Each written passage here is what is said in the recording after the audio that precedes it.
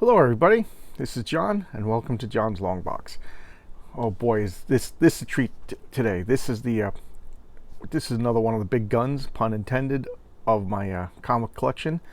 This is the Amazing Spider-Man 129, the first appearance of the Punisher. It's also the first appearance of the Jackal, but nobody cares about that. So here we have Frank Castle, the Punisher, the first time he showed up in a comic book. And look at this cover. This is one of the, I think it was rated one of the top 50 covers of all time. It's just so great. So 20 cents. Let's just check out everything. 20 cents. I love that little corner box in the back there. Okay, so let's just look at the cover. It's Gil Kane and John Romita Sr. and Gaspar Saladino. And I met John Romita, and he said there's a little like bone of contention. He said that he designed the bullets to look like the teeth on the skull, and he's a great guy, so I'll take his word on it. So, and Gil Kane, I've said before, Gil Kane is a phenomenal draftsman. He's probably like closest to like a fine artist in all of comic books, or all of early Marvel. I'll say I won't get so grandiose as that, but just look at this, Frank Castle. I love this cover. This cover's been spoofed and parodied and homaged so many times. He's the most lethal hired assassin ever. His assignment: kill Spider-Man. So you can see the original intentions of the Punisher is a little bit different than Frank that we all know. Oh wow! Oh, look at that. The insult that made a man out of Mac. I love this. This is just a classic. This has been goofed, parodied, and everything in comics forever. Quit kicking sand in our face. That man is the worst menace on the beach. Listen here, I'll smash your face, but you're so skinny you might dry up and blow away. That big bully, I'll get even someday. Don't let it bother you, little boy.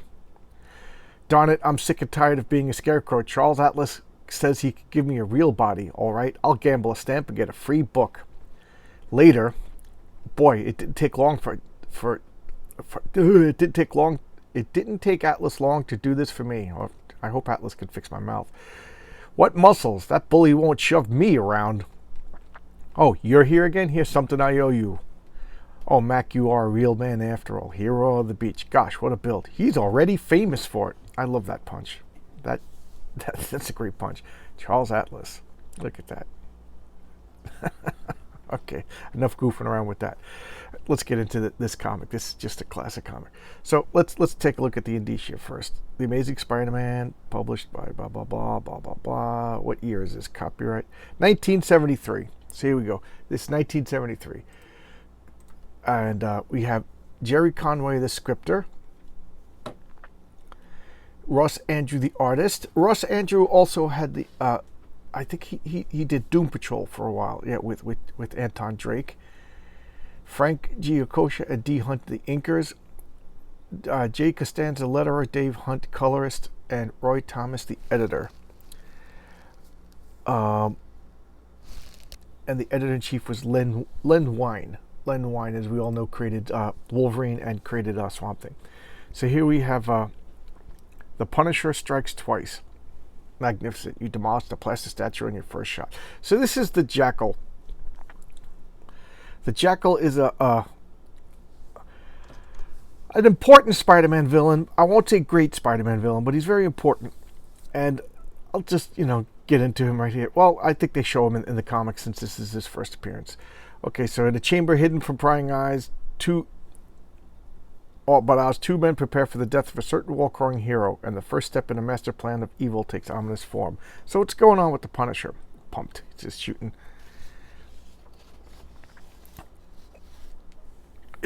Don't speak too soon, Jackal. This soon, the action on this concussion rifle is a little stiff. I'll need to have the mechanic look it over before I go against that web-slinging menace. Certainly. But the point is, you can kill him. Do you think I enjoy that?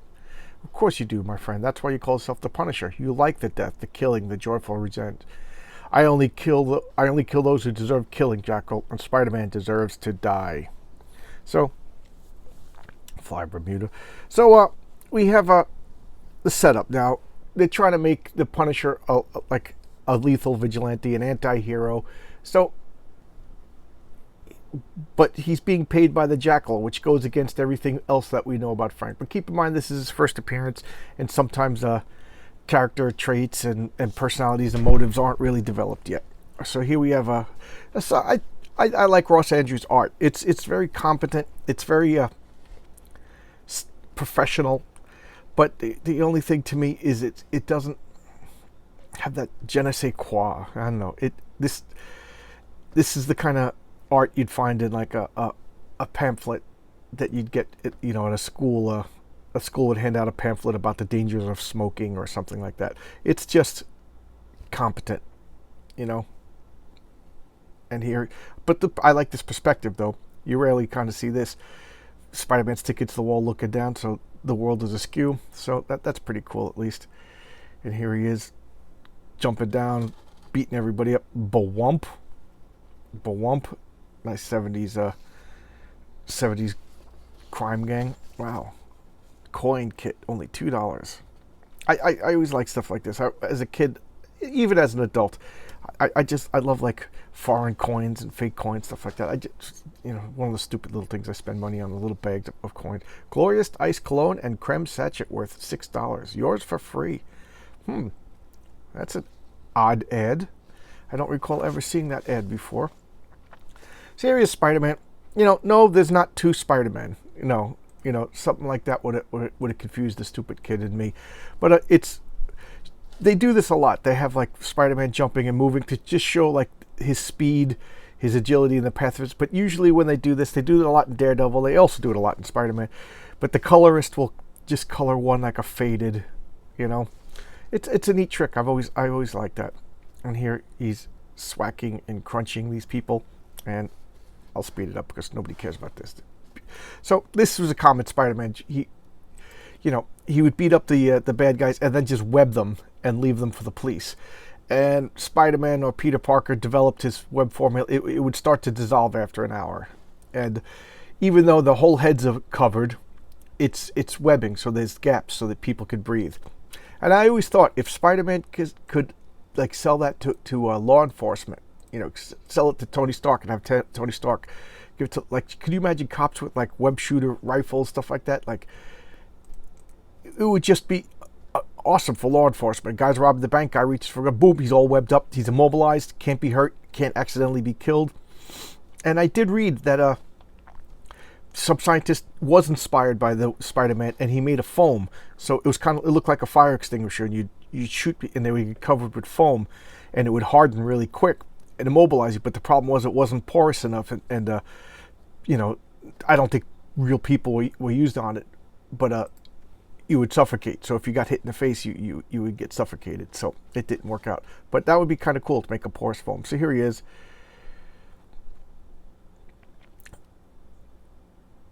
Okay, so now he's typical Spider-Man drama, looking at everything, what's going on with my life, going up on the roof, changing into Peter. Oh, the Columbia House. Get some tapes. What bands did we have back then? Led Zeppelin, Uriah Heep, Bette Midler, Steely Dan, Three Dog Night, Diana Ross, Moody Blues, Neil Diamond, Gladys Knight and the Pips, Helen Reddy, Donny Osmond. Donny Osmond was huge, guys. I know he's considered like goofy today, but he was huge back then. Jerry Lee Lewis. Oh, Jerry Lee, The Fifth Dimension. Chris Christopherson. Cool. Malor Eighth. I don't know who that is. Mandrill. Okay, enough of that. Let's skip it. So here, again, coloring mistakes, colors off. So here he is. Odd to have no word balloons in an early Marvel comic. They were just littered with word balloons. But here he is. He's getting out of his Spider-Man battle face and like an actor changing roles. He's going for Peter Parker. And like I'm sure what I said about Ross Andrews' art, competent. I can't say anything good or bad about it. It's just competent, and you can see what I'm talking about. It's like, I don't know. Nothing, no great shakes. It's good. Betty Brant. That's Betty Brant. That's J. Jonah Jameson's secretary, and they have like a flirtatious relationship that I don't think ever really went anywhere. And then she ended up marrying Ned Leeds, and Ned Leeds was like a brave like war correspondent who got killed, which is very tragic because her brother got killed, and then her husband gets killed, and both of them were like dangerous roving reporter. You know, their job was to be a reporter in dangerous situations. So I kind of feel bad for Betty Brant. I don't know where she is in the modern state of Marvel. So here we got Peter, same thing, always yelling. Oh no, that's Robbie Robertson. Robbie Robertson is the second in command of the Daily Bugle. He's the publisher, and so he's tasked with, you know, the day-to-day, get everything done. And J. Jonah Jameson's the owner, and he's always, yeah, we all know he's the jerk, he's the good guy. So they're always playing off each other, and this is just always going on in the Spider-Man. Here, I got some film, you know, we're gonna negotiate it, but he's freelance. He's not on salary.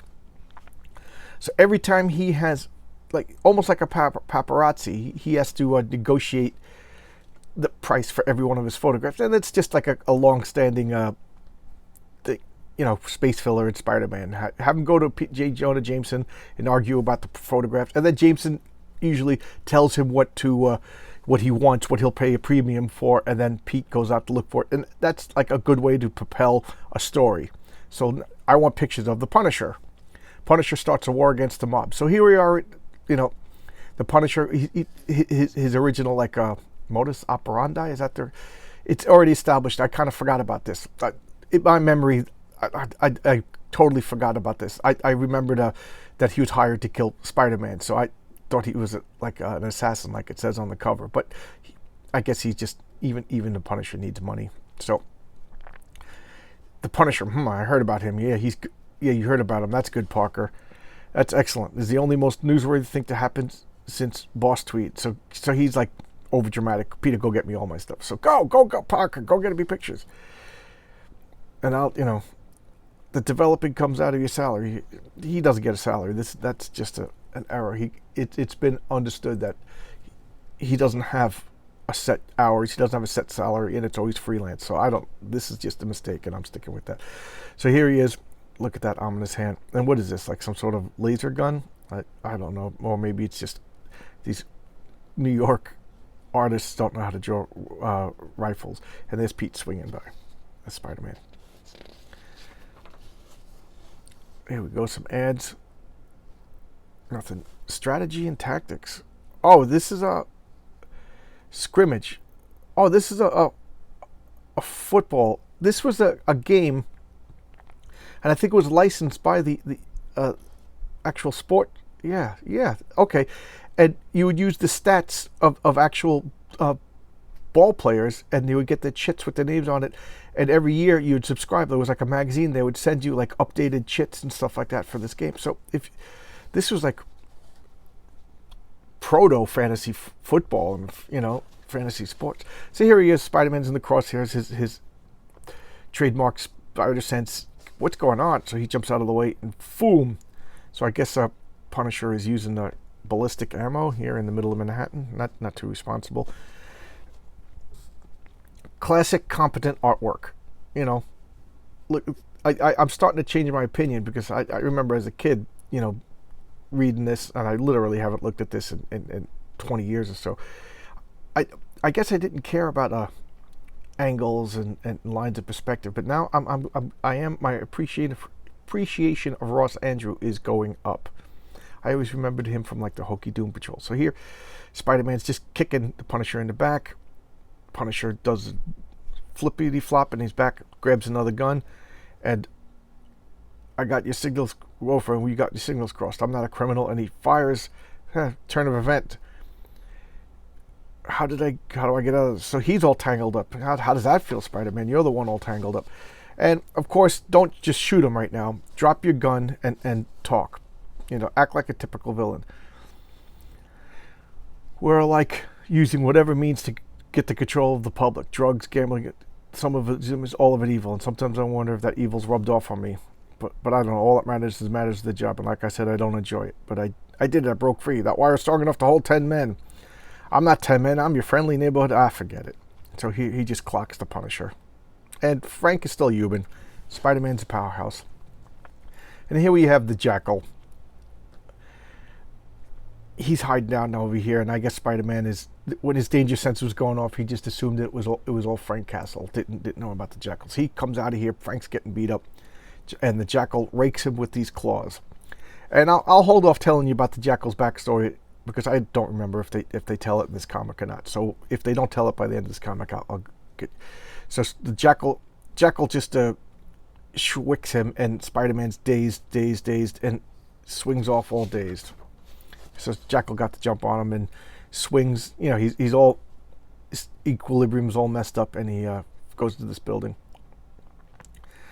So by the time he frees himself, everybody left, and he's checking out Race Armor, whatever that says, Reese Armorers to the trade.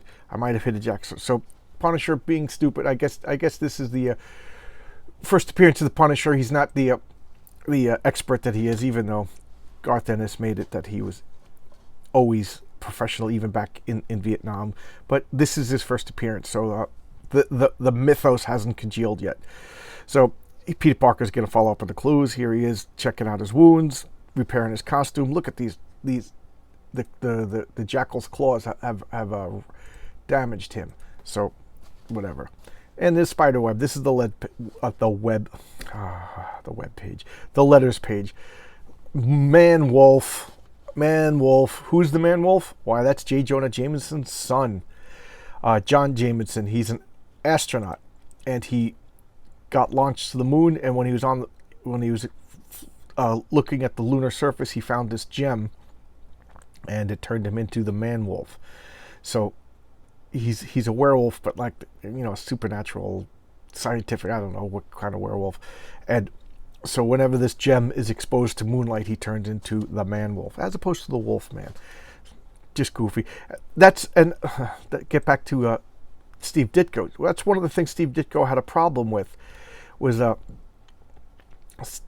they were hinting the Green Goblin was making appearances for like many issues, like 10 issues, but they never revealed his secret identity, and they were leading up to the big reveal. And J. Jonah Jameson wanted to make it Harry Osborn, which Norman Osborn, which was Harry Osborn, Pete's roommate's father. And Steve Ditko was like, is everybody in Spider-Man's life going to be a villain? It's got to be somebody who doesn't know Spider-Man. What are the odds that, you know, all of these people are you know, in Spider-Man's life? And Stan Lee is like, yeah, I know, it's ridiculous, but we're talking about comic books. Comic books are ridiculous. That's drama, blah, blah. And they fought about it. And some people say that the revelation that Peter Parker knew Norman Osborn, knew the Green Goblin, was what caused him to quit. I don't know. Nobody really knows the truth. Everything is speculation. So, but here's just another one. J. Jonah Jameson's son becomes a villain. You know, everybody Peter Parker shake hands with becomes like a superpowered bad guy. You know, so there is kind of some truth to, you know, how many people are going to turn into a bad guy. But Ralph Macchio, this is another guy. He lifelong comic book fan, grew up, got a job at Marvel, becomes an editor. That's pretty cool. That's why I like looking at the letters pages. You know, as a kid, I never paid attention to the letters pages. I never paid attention to the editorials, stuff like that. But now as an adult, I like to check them out. So here we have Spider-Man. I like scenes like this. He's sewing his costume, old rotary phone. You know, original, you know, costume was just made by Peter in his Aunt May's house. And here's Norman freaking out. And what is Harry's Osborn? Oh no, this is Norman.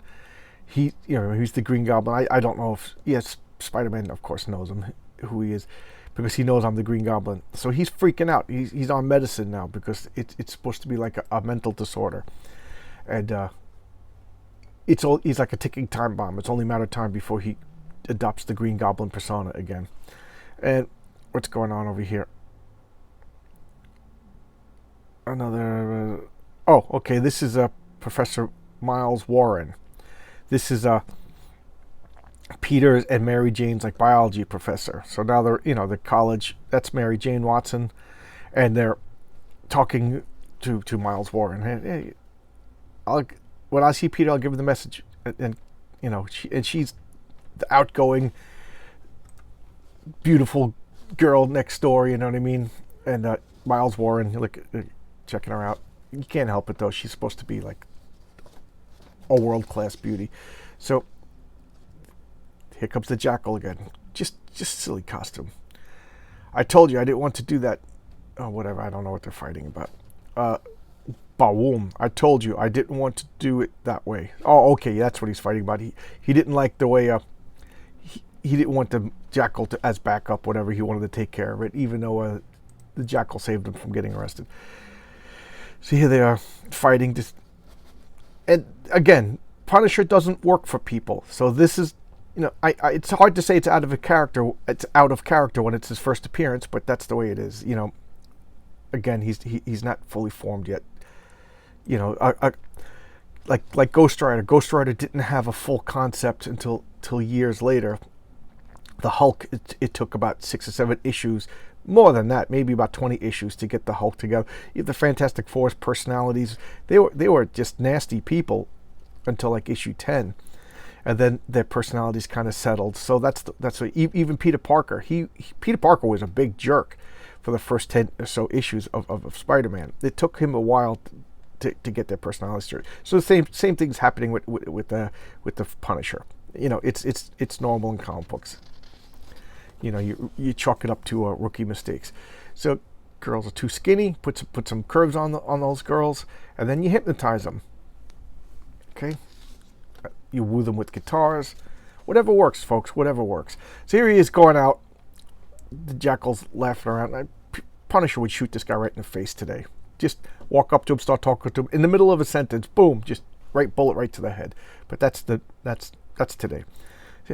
Look again. I'm starting to update my opinion. I just love these askew angles with the shadow over here. That's really cool. This is a really cool panel.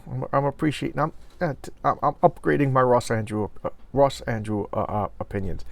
I like this. I like it. And there's Miles Warren over here. Oh no, that's the Punisher. That's the Punisher. He's just strips down, gets battle ready, and here they are fighting. I love this. Frank, what you got? Just take a shot at him. You cannot go toe to toe with Spider-Man. I'm sorry. You're just gonna lose. And what I like is later on they play up Frank as awesome at tactics. He Daredevil went to take him in once, and he was just like, I can't take out Daredevil, even though Daredevil isn't superhuman as far as his physicality goes, just his senses. So but Frank knew he was outclassed, so he moved into like an arcade where all the noises and stuff like that affected his senses. So he's really good on the fly. So to me, this is proto Frank. You're not going to go in and fisticuff Spider-Man. This is just against character. But like I said, this is the embryo stage. So here they are fighting. Webs up the gun. Again, I love this when they do this trail, and nowadays the colorist will fade out the after images and only make the present one solid. But I just love that. It's cool kicking them doing this. It just shows you how quick Spider-Man is, and it makes short work of the Punisher. But something about the Punisher, Frank, Spider-Man just lets him go. The guy's taking shots at him, shooting ballistic ammo at him, and Spider-Man just lets him go. And he realizes that Frank's, so now Spider-Man's lecturing him, I'm not a bad guy, J. Jonah Jameson's been talking bad about me in the newspaper. That's maybe how you formed your opinion of me, and the guy you're working for is a jerk, and I knew it. I'll be manipulated, so he'll pay. So now Frank is furious that he's been tricked, and now he's going to go back after the Jackal, and Spider-Man lets him go. And the police come, or maybe he lets him go because the police come. I don't know. I'll give him the benefit of the doubt. The police come and they got to scatter. And here's the Jackal. I'm going to take over the city. I must first destroy you, and I will. This swears the Jackal. So, and the next issue, Hammerhead, who becomes a Punisher villain, but debuted over here in Spider-Man.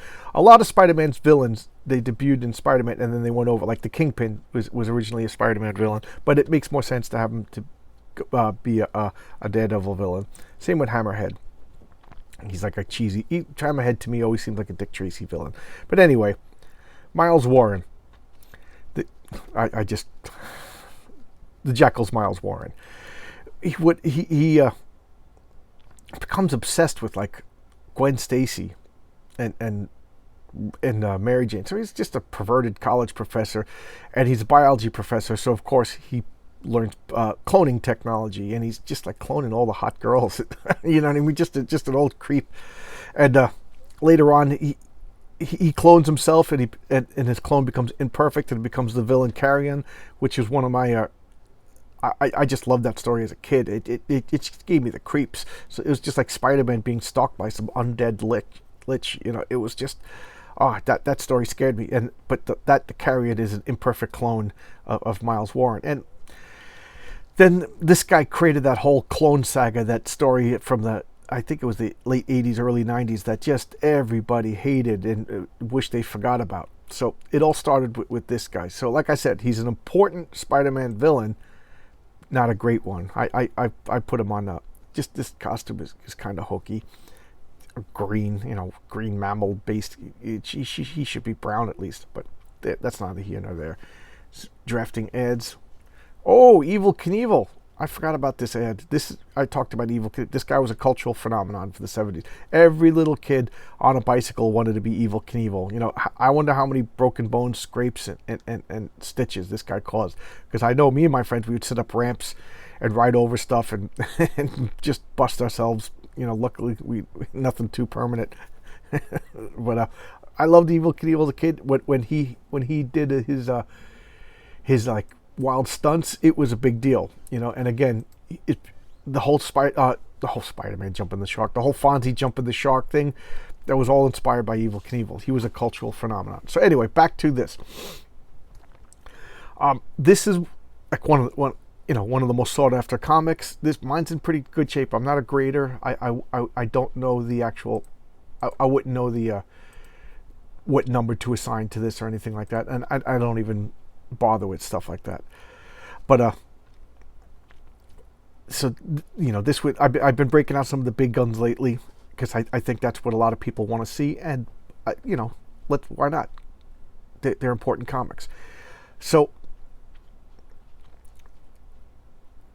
like I said, this is the first appearance of the Punisher, and I don't think his concept was crystallized yet. If you read Punisher, nobody hires him to do a job. If he decides you're guilty, he's going to go after. He goes after, and he can't be dissuaded. He's like a force of nature.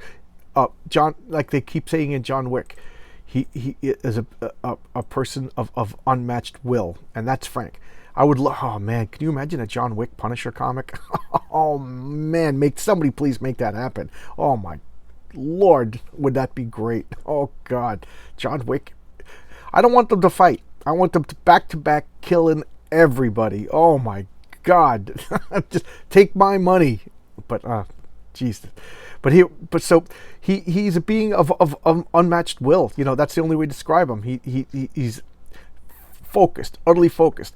And there was a comic set in the future, like a what if type story, and Frank Castle. It's like I forget the apocalypse. I forget the zombie apocalypse, alien, whatever.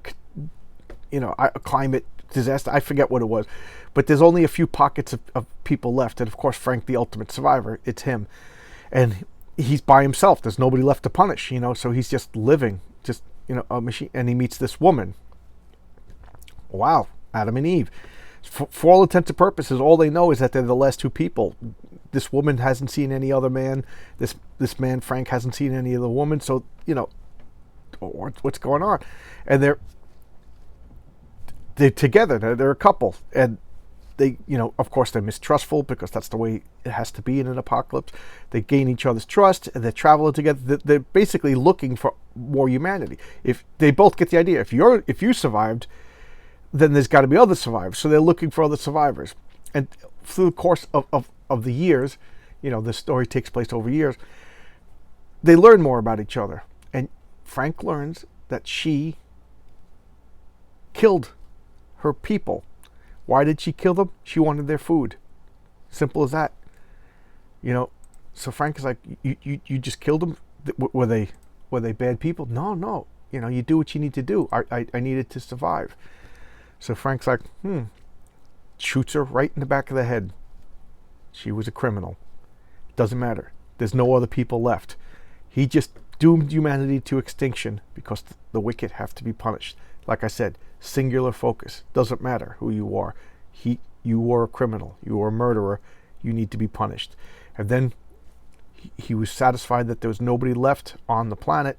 He turns and he puts the gun in his mouth and he says, it's time to punish the last criminal. Boom, kills himself. End of humanity. That is the Punisher, a being of determined single focus and vision. And this is, I'll call this the Proto-Punisher, but you got to admit that is a cool costume. And oh man, this was a phenomenon. I remember, I always like to bring in my personal experiences. I remember 3rd grade, my friend Carl and I were sitting next to each other, and whenever we were done with work, we would draw. And again, when I say I collected comic books back then, what I meant was I saw a comic that, like Fantastic Four. If I saw a Fantastic Four comic I didn't have, I just bought it. You know, I didn't go, there was no like comic book stores at the time that I would go and reserve a pull box or subscribe to. There were subscriptions at the time, but I was a dumb kid. So collecting comics just meant, oh, I don't have that particular Spider-Man comic, I'll buy that. So this was out already. This was out for a few months. And Carl was drawing this pose in his notebook. And I said, who's that? He goes, that's the Punisher. I'm like, who's the Punisher? He goes, oh, he's this guy with a gun, and he punishes the bad guys. And I'm like, I don't get it. You know, it doesn't sound like, is he a good guy? Is he a bad guy? And Carl said he fought Spider-Man, therefore he's a bad guy.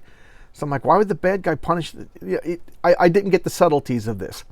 And then I tracked down the comic and bought it, and I read it. And, you know, again, I don't want to say it's adult in that a little kid couldn't understand it, but I just really didn't get in 3rd grade, I guess it was a little bit above my head.